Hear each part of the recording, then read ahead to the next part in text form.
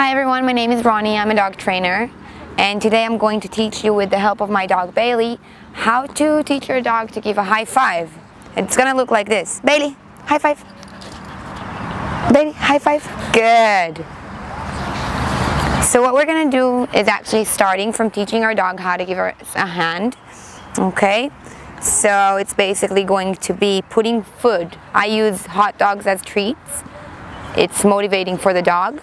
Okay, so I'm putting it in my fist and I'm going to let her smell it. Exactly, good girl. And then I'm going to give her the treat for putting her hand on my hand. And again, on my fist. Good girl. So as much as it's fun to see Bailey actually putting her hand on my fist immediately, most dogs are not used to do it unless they already have a trick for that. If your dog is not putting your hand on your fist, I want you to give him some time.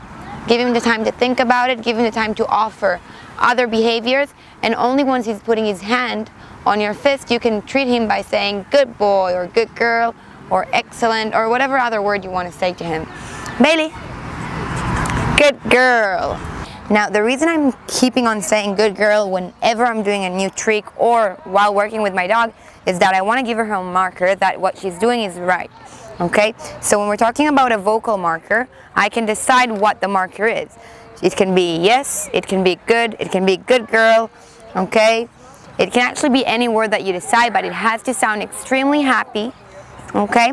And whenever the dog is doing something good, you have to use it. After we already know that our dog has this behavior, and we already know that if I put my hand like this, he's gonna give me his hand, what I wanna do is I wanna take it a bit higher, so good girl.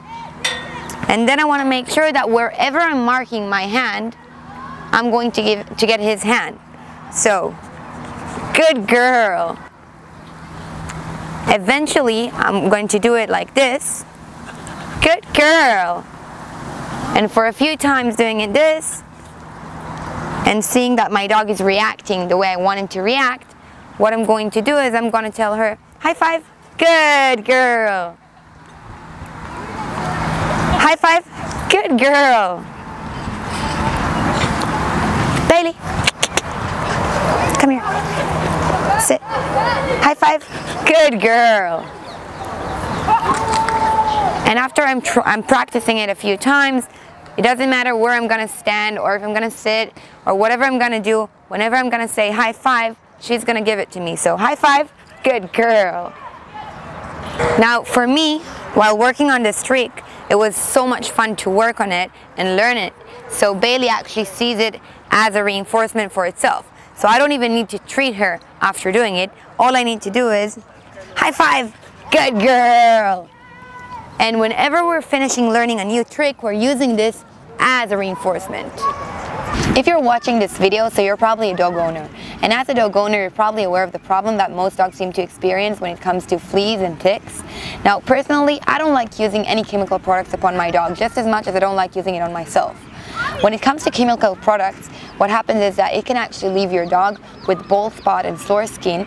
And not only that, but your kids can actually play with your dog, and also your dog can't play with other dogs because it's extremely dangerous if they just bite on the chemical collar. When it comes to my dog, I only use Arava products. It's safer for your dog. It's all natural, based on natural oils and minerals from the Dead Sea. Your kid can play with your dog can play with other dogs. It's working wonderful for Bailey. It's working wonderful for the dogs that I train. So just go on Amazon, type Arava, and there you have it.